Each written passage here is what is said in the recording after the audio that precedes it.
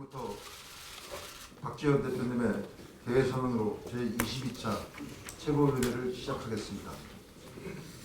예, 오늘 아침에는 우리 국민의당 기독신회에서 예배를 했습니다. 우리 국민의당에 하나님의 은총이 가득한 그런 하루가 되기를 빕니다. 그런 의미에서 모두가 잘 되기를 바랍니다. 지금부터 국민의당 제22차 최고위원 회의를 시작하겠습니다. 대표님의 모두 발언을 듣겠습니다. 박영수 특검 부인에 대해서 살해 의혹으로 혼절했다는 긴급 보도입니다. 지금 우리나라가 총체적으로 너무나 많은 갈등이 혼재하고 있습니다.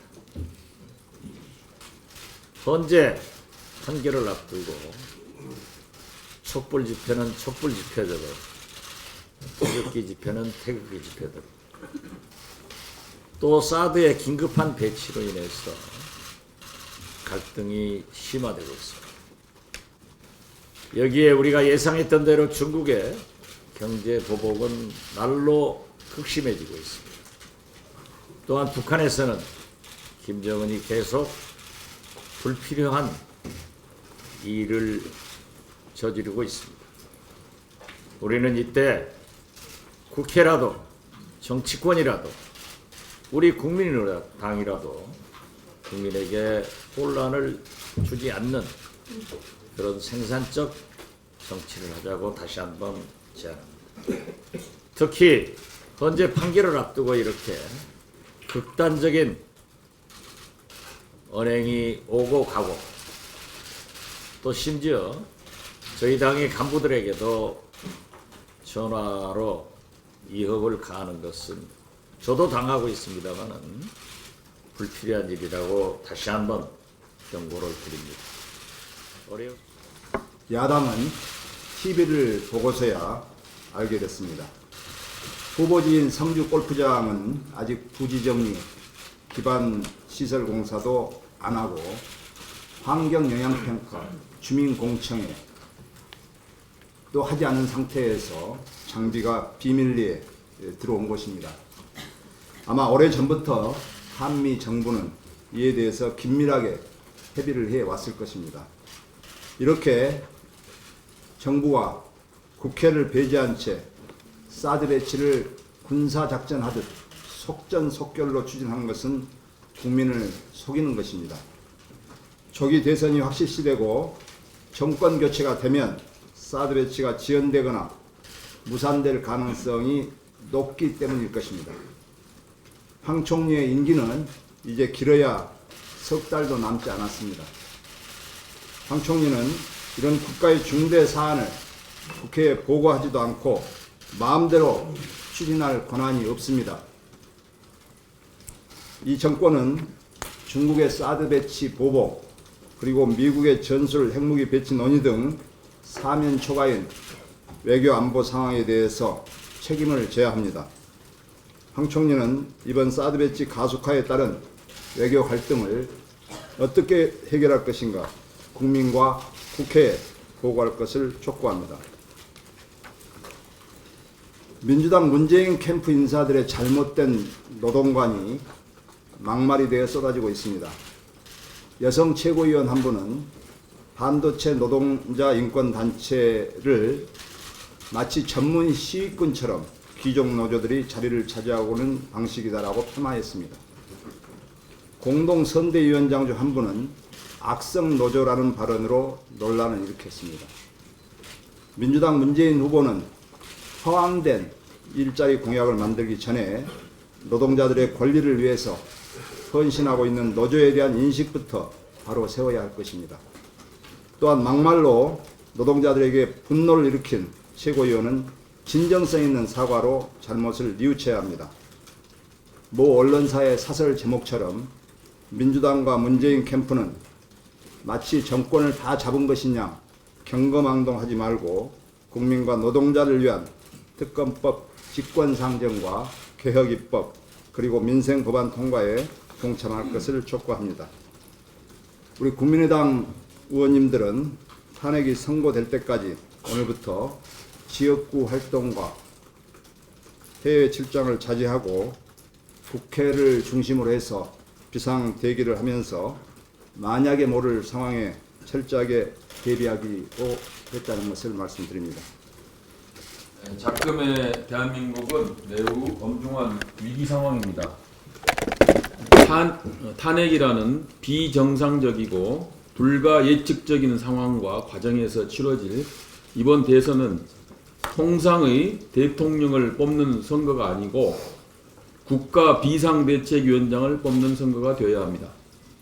외교 안보 국방면에서 북한의 핵과 미사일, 사드 배치와 중국의 경제 보복, 미국발 전술핵 배치와 선제 타격론, 한일 관계 악화 등이 국민을 불안케 하고 있습니다.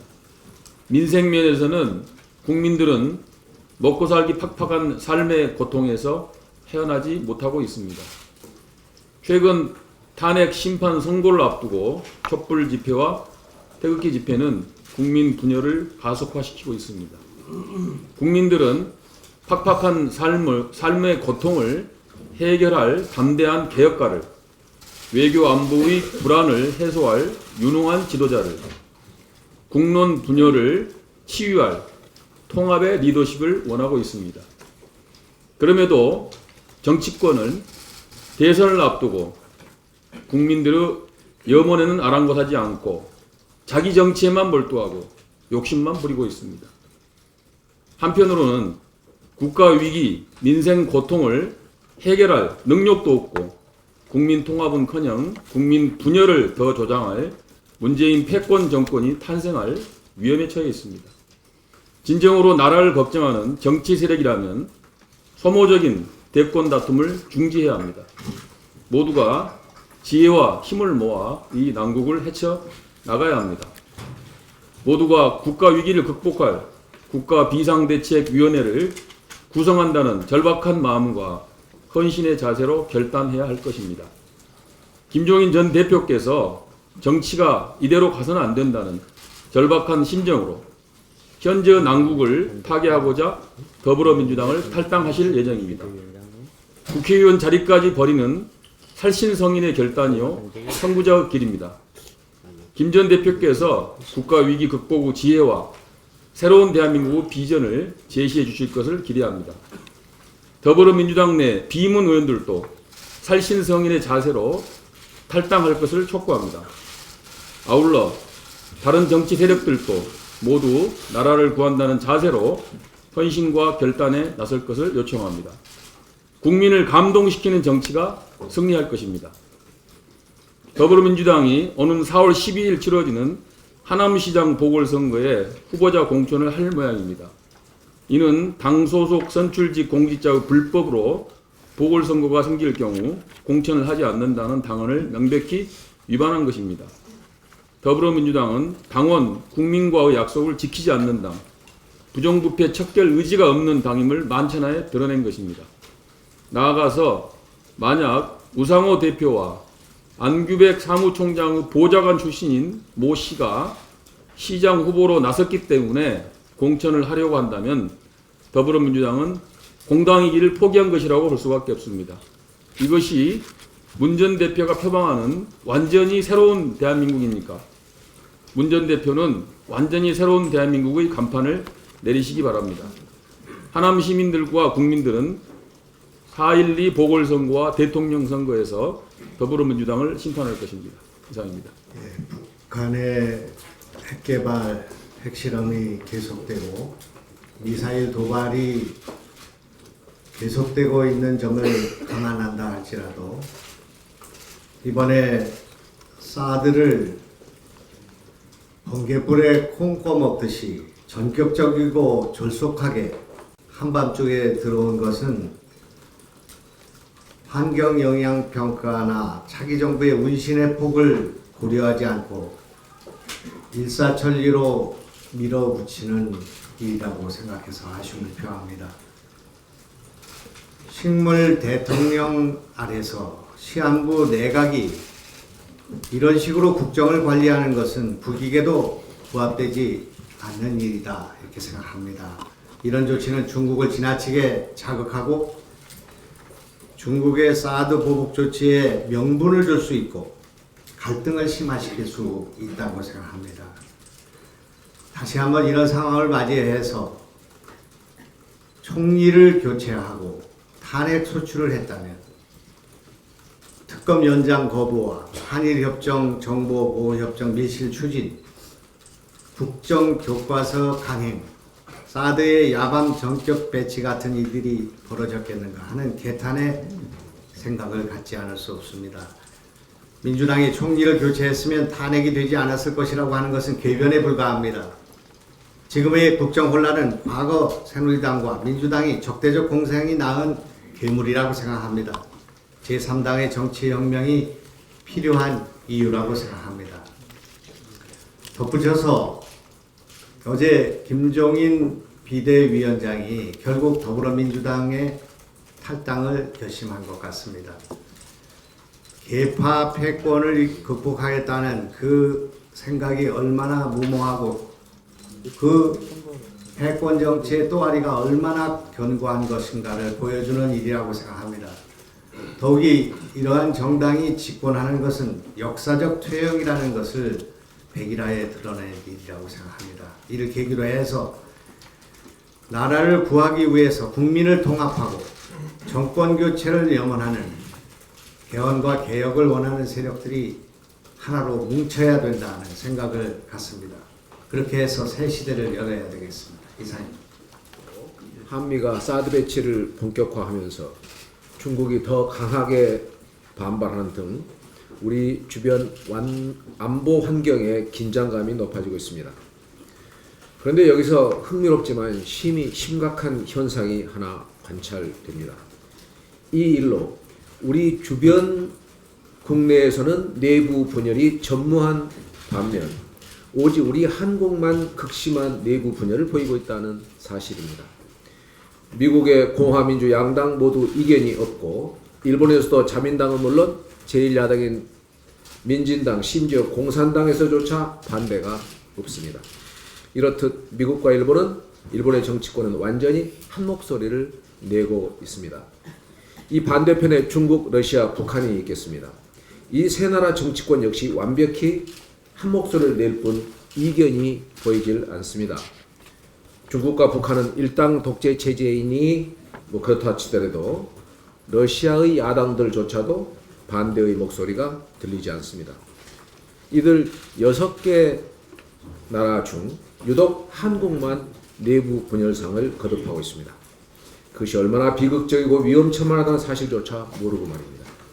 구한말 때도 우리는 그랬습니다. 우리만 그랬습니다. 참 특이한 민족 같다는 생각까지 듭니다. 자기들끼리 싸우다가도 바깥의 위험이나 적을 만나면 싸움을 멈추고 바깥의 위험이나 적과 싸울 수 있는 나라가 정상 국가일 것이고 상식 국가일 것입니다. 우리를 정상 국가라고 하기 어려울 것 같습니다. 아주 불길한 상상이지만 북한에서 수도권에 미사일 한 방을 쏴서 도발해 왔을 경우 지금 우리 일부 야당 지도자들이 어떤 태도를 취할지 의심스럽고 불안합니다. 북한이 미사일 공격해왔다고 같이 군사적 대응하면 전면전으로 치달아 민족 전체의 공멸을 초래할 수 있다. 이런 때일수록 군사적 맞대응보다는 대화의 문을 열어 외교적 접점을 찾아 한다며 우리 정부의 발목을 잡고 엇박자를 내지나 않을까 걱정되는 것입니다. 지금 안보 위기가 깊어지고 있습니다. 이런 때일수록 국론이 하나로 결집되어야 합니다. 그 어떤 경우에도 외교, 안보, 국방만은 초당적이어야 합니다. 국민 여러분들께서는 경제 보복이니 평안히 하면서 국론 분열을 일삼는 정치 세력들, 특히 대선 주자들을 똑똑히 기억하셔야 합니다. 국민 여러분의 부릅뜬 눈과 애국적 판단만이 이 안보 위기 국면을 수습할 수 있다고 감히 확신합니다. 이제 국민과 함께 달려온 탄핵 열차의 종착역이 얼마 남지 않았습니다.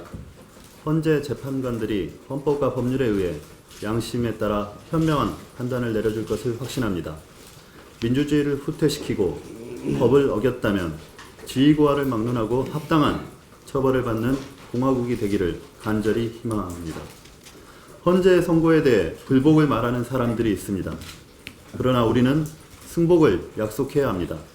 우리는 헌법적 절차인 헌재의 결론을 인정하고 정의로운 민주공화국에서 법의 지배라는 원칙을 더욱 확고히 해야 합니다.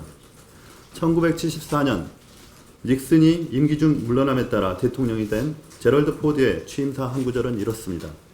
우리는 멈출 수도 후퇴할 수도 없다. 다 함께 전진해야 한다. 이 나라의 악몽은 끝났다. 우리도 그렇습니다. 누구도 오는 봄을 막을 수는 없습니다. 헌재 현명한 결정이 내려지는 그 순간 대한민국의 새 봄은 기지개를 켤 것입니다. 그 봄의 주인은 바로 평화를 사랑한 대한민국 국민 여러분입니다. 한 가지 더 말씀드리겠습니다. 지난 3일 대학생 단체에서 반값 등록금 실현을 요구했습니다.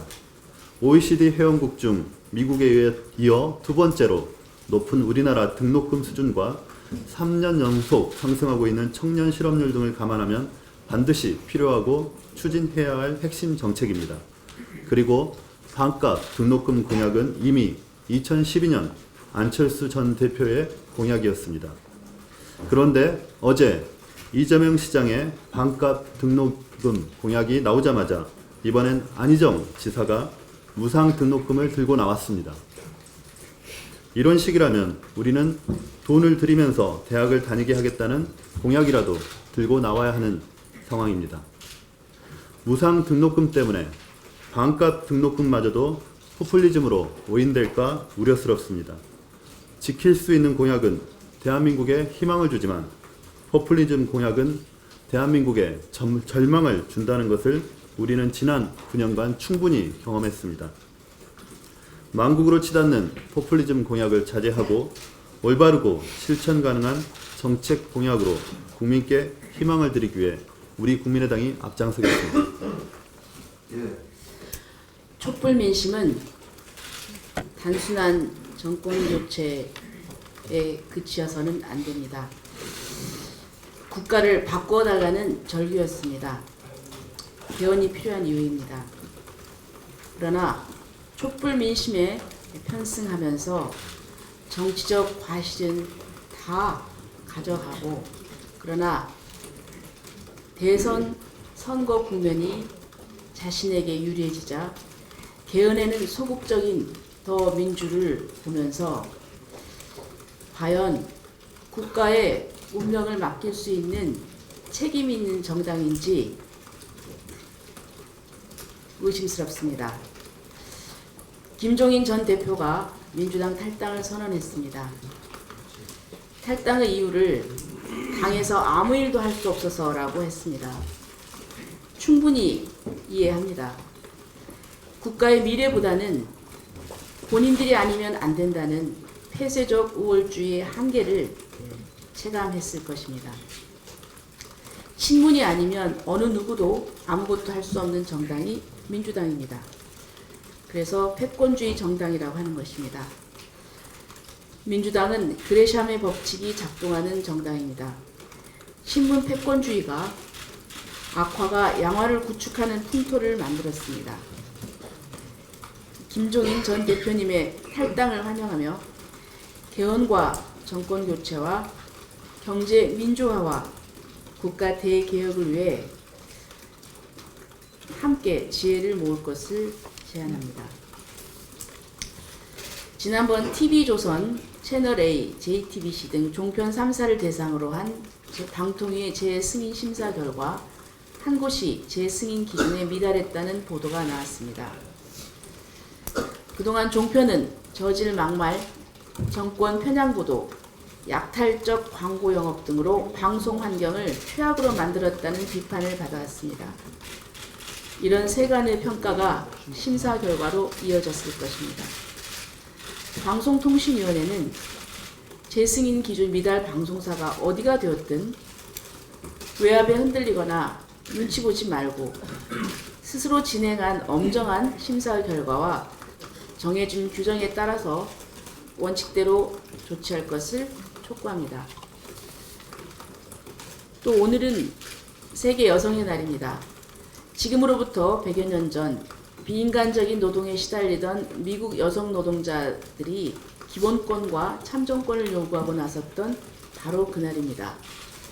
그때의 절규와 함성은 2017년 이 땅에 아직도 메아리 치고 있습니다.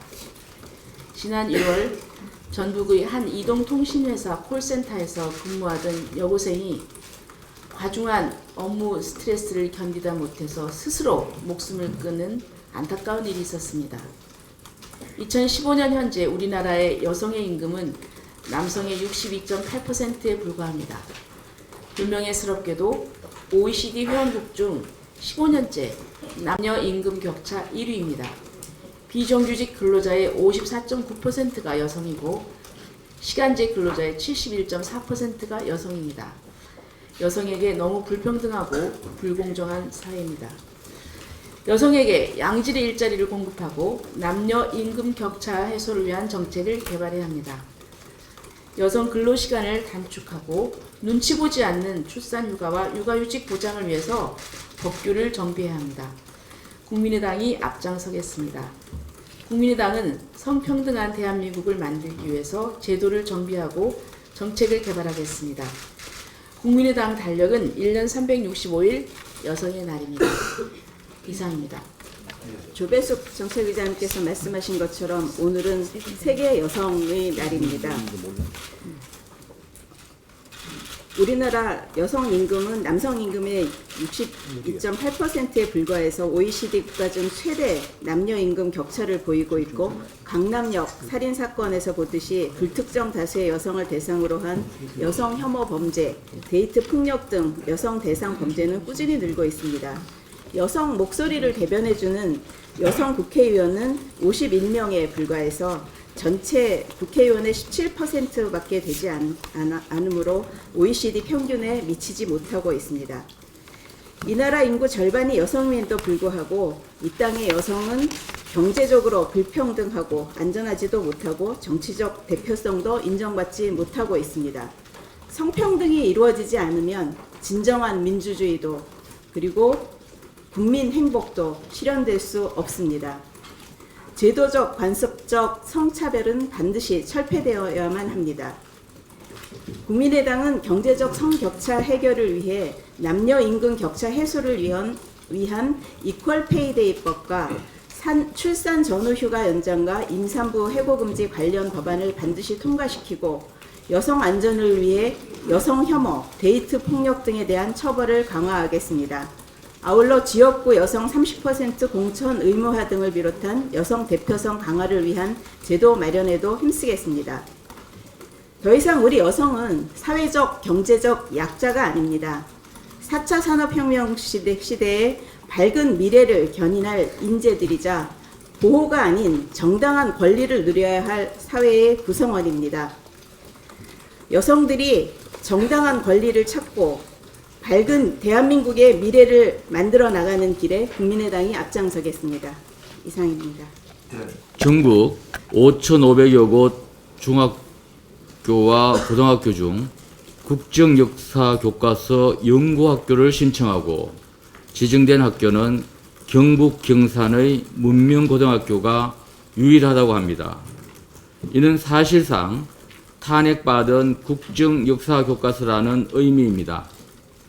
문명고 학생과 학부모, 교사들 모두 이 국정교과서를 반대하고 있지만 교장과 이사장은 절대로 국정교과서를 포기할 수 없다고 버티고 있습니다. 급기야 지난 2일에는 학생, 학부모들이 입학식을 거부했습니다. 전학을 가는 학생, 자퇴를 하는 학생이 속출하고 있습니다. 또한 문명고등학교 학부모들은 문명고 한국사 국정교과서 연구학교 지정철회 학부모 대책위원회를 만들고 경북교육청을 상대로 연구학교 지정철회를 요구하는 행정소송을 제기했다고 합니다. 역사 과목을 담당하는 선생님들도 국정교과서로 수업을 할 수 없다는 입장을 공개적으로 분명히 밝히고 있습니다. 그러나 학교 교장과 이사장은 일부 학생이 전학, 자퇴를 하더라도 어쩔 수 없으며 국정교과서 수업 거부를 선언한 교사에 대해서는 해교 행위라는 발언을 하고 국정역사 교과서로 학생을 가르칠 기간제 교사 채용 공고까지 내었다고 합니다. 사실상 교사들을 협박하고 있는 것입니다. 교육받을 학생, 교육을 하는 교사들은 전혀 받아들일 생각이 없는데 국정교과서를 들이미는 문명고등학교 교장과 이사장의 행동은 마치 위안부 할머니들은 받아들일 생각이 전혀 없는데 재빨리 한일 위안부 협정을 체결하고 10억 엔을 들이밀었던 정부의 행동을 연상시킵니다. 도산 안창호 선생님께서는 역사에 다소 관용하는 것은 관용이 아닌 무책임이다. 관용하는 자가 잘못하는 자보다 더 죄이다 라고 말씀하셨습니다. 문명고 교장과 이사장, 이를 방관하는 교육부는 더 이상 역사 앞에 죄짓지 말기를 엄중히 경고합니다. 문명고 교장과 이사장 그리고 교육부는 문명고 한국사 국정교과서 연구학교 지정을 즉각 철회할 것을 촉구합니다. 이상입니다. 옛말에 인사가 만사라고 했습니다. 이번에는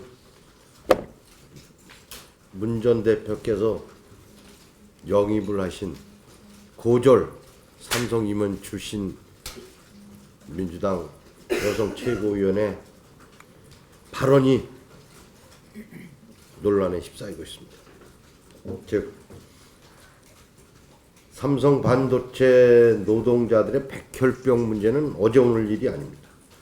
그 문제를 제기해온 인권단체 활동가들을 향해서 전문 시위권처럼 귀족 노조들이 자리를 차지하는 방식으로 한다라고 말을 했다는 겁니다. 이것은 이분도 고졸 출신으로서 삼성에서 임원까지 된 분이라고 그래갖고 영입 당시에 온 국민들의 이목을 집중시켰던 분입니다. 그런데 위치와 환경이 좀 바뀌었다고 삼성 회장이나 할 수 있는 얘기를 이런 대한민국 제1당, 제1야당의 최고위원이 발언을 했다는 것은 정말 위치와 환경이 변해도 본질은 변하지 말아야 되는데 이 본질까지 변해지는 것 같습니다. 저도 노동자 출신이기 때문에 좀 씁쓸해서 한 말씀 드렸습니다. 또 한 가지는 사드로부터 파생되는 문제가 지금 매우 심각합니다. 지난주 일요일 날 손학규 전 대표와 명동을 찾아봤습니다. 노점상들 얘기는 50% 이상 매출이 줄었다는 얘기입니다. 이구동성으로 그럽니다. 그런데 화장품 가게나 이런 데를 들어가 보니까 거기는 아직은 영향을 안 받는다고 이렇게 얘기를 합니다.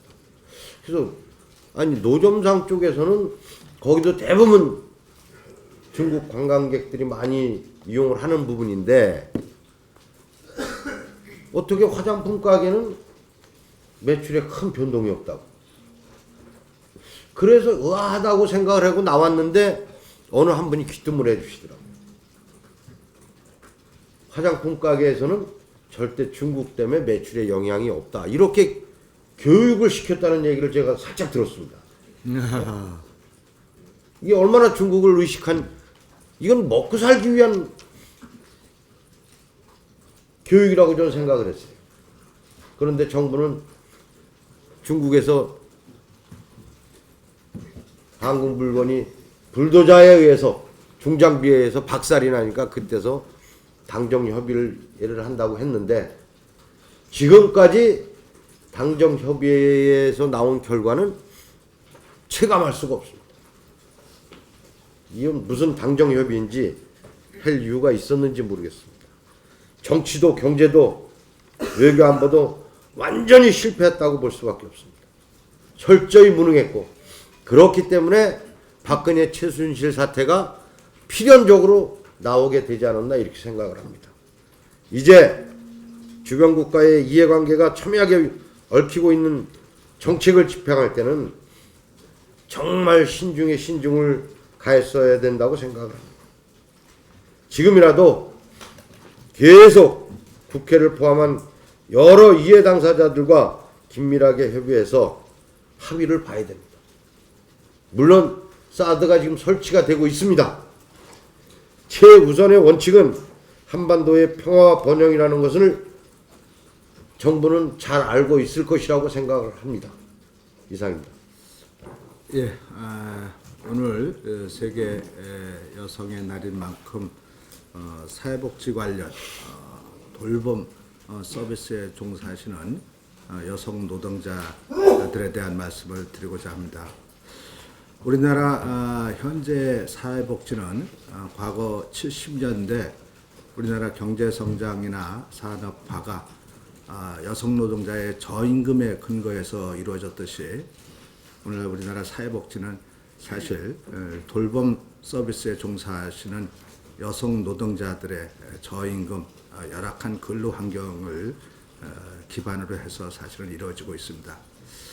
이제부터는 우리 그 노인 돌봄, 가사 간병, 산모 신생아 돌봄, 장애인 돌봄 등 이런 돌봄 사회 서비스에 종사하시는 여성 노동자들의 근로 환경, 또 직업의 불안정성, 저임금 이런 문제들에 대해서 관심을 갖고 그 개선에 대해서 저희 국민의당이 더욱더 앞장서야 된다고 생각합니다. 오늘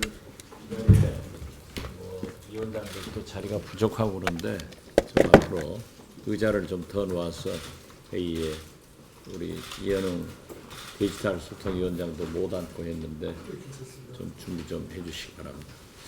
새로이 대변인에 취임한 김유정 대변인 한 말씀 하시려면 하셔도 좋습니다. 네. 박수 한번 쳐주세요.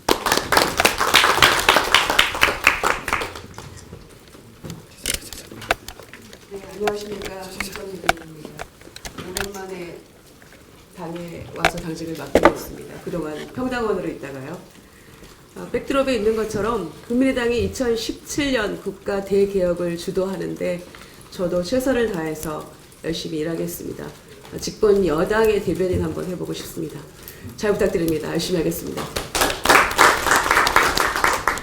김정균 사무총장.